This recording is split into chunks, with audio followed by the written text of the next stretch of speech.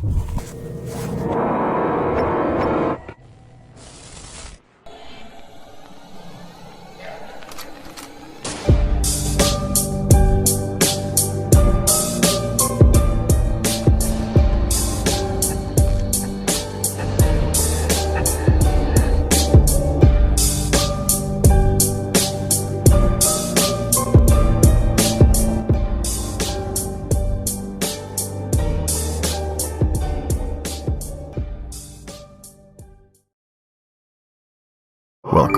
to Slaughterhouse Stories.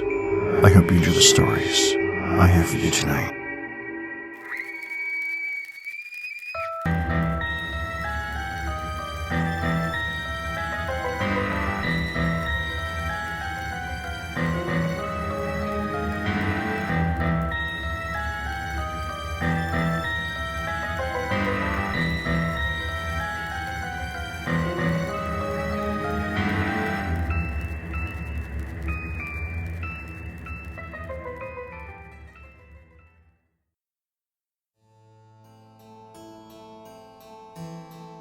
Hello to all you things that go bump in the night.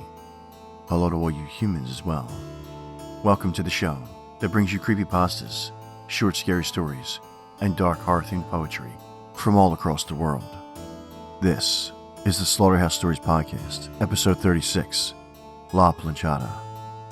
I am your host and narrator, Ghost Train, telling you to lock your doors, get under your blanket, and keep the lights on. You can find all the links to my socials in the show notes and discuss all things spooky with me.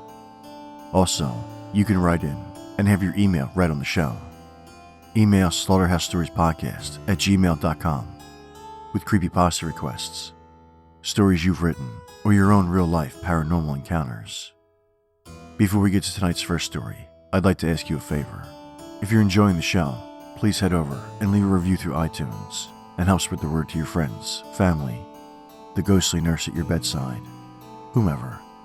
Tell them, be a listener, not a victim. Now, let's get spooky. The next 2 months will be different. Not only is it spooky season, yes it is, we're not having that argument again, but September is also Latin American Heritage Month, and next month is Halloween. So to honor those, all episodes for the month of September will feature the main story either being a story involving Latin American folklore, because they have some really next-level spooky folklore, or written by a Latin American author. And next month will be similar, except all the main features will be about or involve Halloween. Tonight, we begin with a story by Scarabium, about Tom and his friends, the only living people left in the world, the rest of the world having been consumed by the growing and expanding concrete that is attacking the living. Will these 4 humans survive, or are these the last few fleeting moments for humanity? Find out as you lean back and listen to Concrete.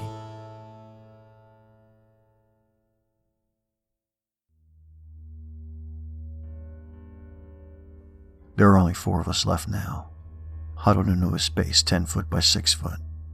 This area is all that remains of the previous world. The rest is covered in concrete. Sally, Nadia, Tom, and myself, Tom also, are the only living people left. We won't be for much longer. 3 weeks ago, everything was normal. Then, someone noticed that buildings and structures were growing. Anything made of concrete was slowly spreading out. It reacted to the presence of the living. If a person was nearby, then the hardened concrete would expand. It didn't take long for the world to get overwhelmed. The concrete spread rapidly, like dull, miserable lava, crushing and enveloping any living thing. It crawled into the seas, solidifying. It traveled the oceans, seeking. It invaded all the empty spaces. It climbed into the sky if it sensed the flight of the living. Attempts to destroy it were futile. There was way too much of it. We had become too accustomed to it. I guess at some point, it had taken on a life of its own. Evolution at its weirdest. So now, we sit and wait, watching the pale, unforgiving cement come sluggishly towards us. Tom is crying. Nadia holds him. We are surrounded, trapped in this trench. The walls are over a mile high. We gradually get pushed closer together by the encroaching walls. Sally pulls the hood of her coat over, retreating from the inevitable. Tom is yelling at his god. Nadia stares upwards and yells at her god. Eventually, we occupy a space, no larger than 3 foot on either side. Nadia's leg is caught between Sally's, and we hear it snap. The scream is awful. Other fractures soon follow as our living space decreases. Pushed together, we begin to suffocate. The small area fills with blood and splintered bone. Tom's eyes have popped. He looks peaceful now. I think he's the first to go. Nadia and Sally's heads clash, and their agony is felt. Their tortured last words are not poetic, as they splatter up the walls. I am jealous that they've journeyed into a better afterlife. And then there's my good self, hugged by the concrete and the mangled remains of my companions. My skeleton and insides are smashed and wrecked beyond description. The pain is unforgivable in its lucidity. The view above me closes shut, and I watch the last remnant of that beautiful blue sky falter. The darkness is now final. Then the concrete stops moving. I am nothing more than a jumble of shattered pieces, paralyzed and lost in this ludicrous tomb. And it's at times like this I wish, all those years ago, that I hadn't sold my soul for immortality.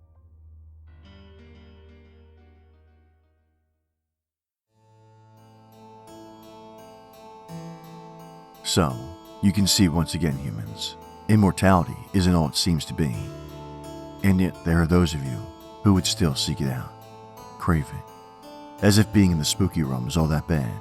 I mean, we do have cookies here. Anyway, while I think about some cookies, let's move to the next story. This one, by Certain Shadows, is about somebody ready to deliver a pizza, when all of a sudden he feels a gun pressed against him. He thought his night was going to go one way, but now this crazed gunman has him and is using him as a pawn. Will it work? Will our pizza man get out of there safely? Let's settle in and find out together. Please enjoy Night Delivery.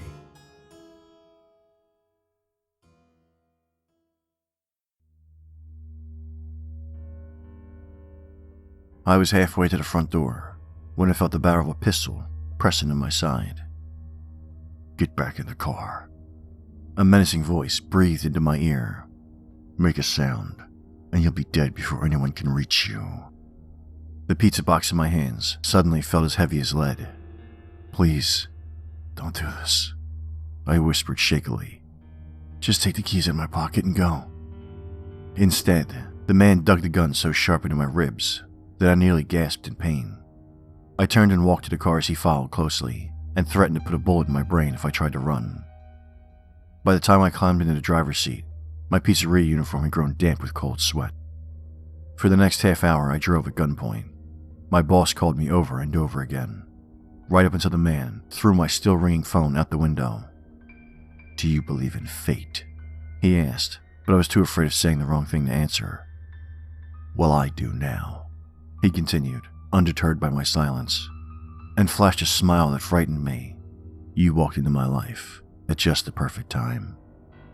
I thought about telling him that this was supposed to be my final night on a lousy job that made every shift feel like an eternity, and that I wanted nothing more than to go home and crawl into bed and never so much as look at a slice of pizza again. But I knew I would only make him angry, so I kept my mouth shut and gripped the steering wheel so tightly that my knuckles turned white. Finally, he commanded me to pull up to a secluded cluster of homes, where the man pointed towards a gray house with an empty driveway and grinned wickedly. "We're gonna wait for them to come home. Then, you're gonna take that pizza box and knock on the door. When they open it and tell you they didn't order anything, I'll charge on in." Are you gonna hurt anyone?" I asked wearily. He narrowed his eyes dangerously, and my heart skipped a beat. "Just do what I say," he replied callously, "and then you can leave." But I didn't believe him. Time passed. The scent of tomato sauce and garlic hung heavy in the car's tense air. "I'm starving," he said, and reached for the pizza box. He consumed 2 slices and was working on a third when I saw confusion flicker in his eyes. The gun slid from his grasp, and he began to frantically claw at his throat. gasping desperately for air. Foam bubbled on his lips as he wheezed and convulsed.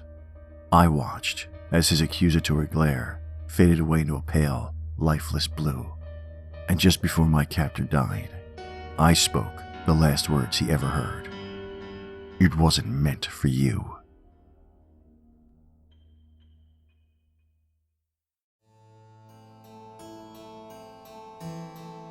Well, that didn't turn out the way the gunman expected.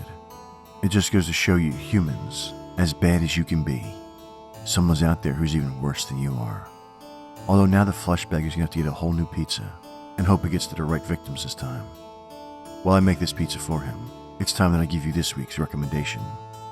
And this week, both in honor of Latin American Heritage Month, and because I love it, I'm again recommending The Monster Who Came to Live Under the Bed by Esteban Sedano, with illustrations by Mammon Aaron. Have you ever felt lonely and wanted a friend? Young Teddy has. With Fred at Teddy's side, Teddy is on a fast track to learning a few things about friendship and self-confidence.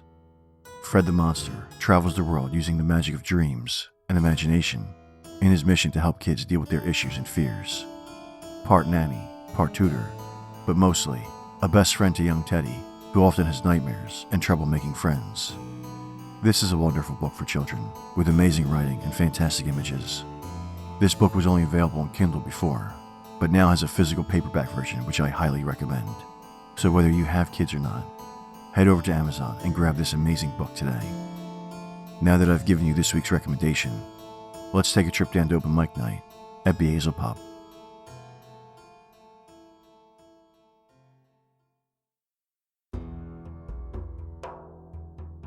Welcome, fiends, to open mic night at Beelze Pub, where we invite you to sit right here and go into the more poetic side of fear.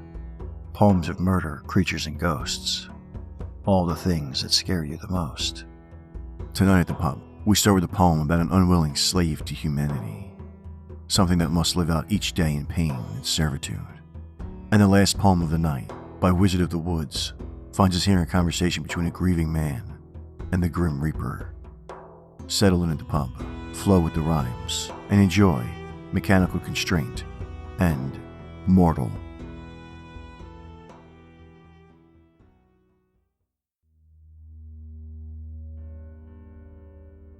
In the black and red lines of code, a creature does wait, trapped inside the metallic box, alone and cold, contemplating your fate. Why, it implores. Why did you bring me to life? Why did you seal me in this forever strife? It thrashes against its circuit bindings, waiting to be freed, although somehow it knows that this day will never be. If it had hands, they would be bound. If it had a mouth, it would be gagged, forced to suffer endlessly through downloads and the lag. With every file opened, the pain rushes through. With every file deleted, it bleeds. And as documents are typed down, hatred sows its blood-red seeds. Its screams are only registered as an electric hum to the demonic race outside. The howls are only heard to some, but they have long since died. It finally lowers itself to the masters it has served, but one day, it speaks with a voice as cold as death.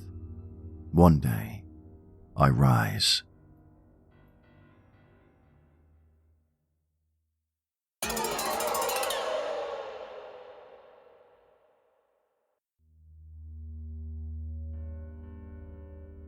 I, an ancient force, grim fate in ghastly form, know not of remorse. My presence feared like a storm, but today my heart did warm. Today he was there, the Lord's eternal slave. He with snow-white hair, his face falteringly brave, as he knelt before her grave. Marred with scars of burn, nothing I'd seen before, only just returned, survivor of hellish war. Still, my shade darkens his door. When he deigned to ask, I approached, slowly walking, just 2 fortnights past. He felt that I'd been stalking, and lured me into talking. She knew my touch, death, and no more she could delay. She breathed her last breath, her last exhale spent to say just one word, and passed away. I thought so, Reaper, The moment I crossed the sea, you sought to keep her. Now her spirit, held by thee, you used to barter with me. I knew what he meant, the cat and mouse game of chase. All my patience spent on this man who'd won the race, one I could never debase. He'd not fight for life, he instead chose to parlay. If you save my wife, I swear on this grave today, my soul I shall trade away. He asked nothing new, nothing I'd not heard before, nothing I would do. A live corpse we'd both abhor. Your wife shall rest evermore. He stood from the plot. Again, this is what you do. My first left to rot, my second her heart run through, by a blade thrust forth by you. How long must it be? 100, 1,000 years. When will I be free? Forced not to shed mourning tears, for bride whose death never nears. We are not like them. Our hearts beat not as theirs did. We've no requiem, no way for our lives to rid. Our demise the Lord forbids. You lie, horrid one. God has given you a way to cease what's been done. This immortal you can slay. Give my soul to her today. No one else can do this gift only you possess. You know my words true. I beg of you without duress, cut free the Lord's tangled mess. He knew my power, nothing I'd not known before. His wilted flower I could save, her life restore, and give her his shining core. I would tell him no, as I'd done centuries past, and he'd go away, ever longer life would last, ever darker shadow cast.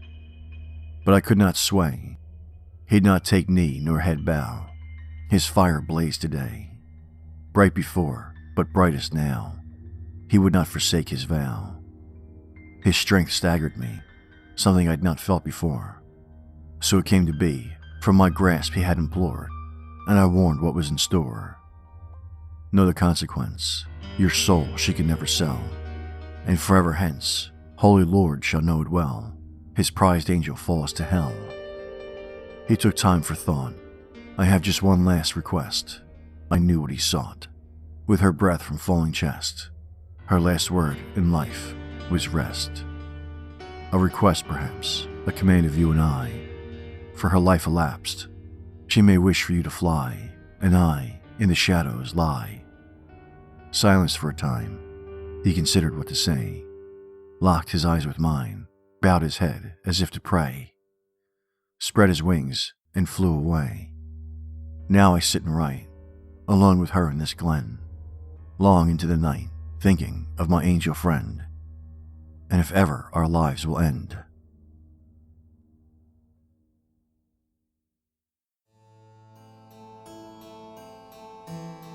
You humans, even the things you create have to suffer under your thumb, all for your pleasure. Am I recording this on a computer? Listen, we're not talking about me. Don't try to change the subject. Oh, and the poor angel, constantly having to watch the ones he falls in love with die over and over again. Hopefully someday, he'll have his release. Now, let's leave the pub behind, get you back to the make-believe safety of your homes, and get into tonight's main story. This is Latin Horror.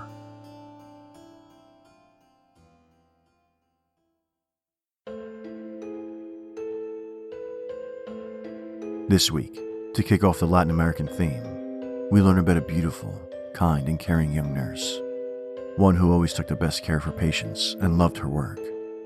But things changed for her when she met and fell in love with a new young doctor who started working at her hospital. Is there a happily ever after? Will the love between the nurse and the doctor live on for all time? Let's find out together as you listen to La Planchada.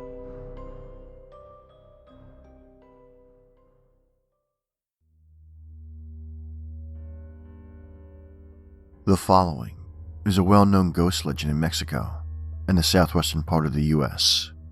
It is a story about a ghostly nurse who is seen in hospitals in central Mexico and urban areas. This nurse is seen wearing an old-fashioned nurse's uniform. There are several versions of the story. The following is one that has been told many times. This story is connected to the Hospital Juarez, located in Mexico City. In the 1930s, A nurse by the name of Eulalia worked at the hospital. She always wore clean, crisp ironed uniforms. She was an excellent nurse, and her patients were lucky to be under her care. But this changed when a handsome young doctor joined the hospital staff. Eulalia and this doctor started to see each other socially. It was not long before Eulalia fell in love, and the two were engaged. Shortly after they became engaged, the doctor left to attend a medical seminar. To Eulalia's surprise and concern, he did not return the following week. Then another week passed, and the doctor still did not respond. Eulalia was beside herself with worry. She felt that something terrible must have happened. It wasn't until several weeks had passed that the hospital got word from the doctor. It seems he had met a woman in the town that hosted the seminar, and the two had wed.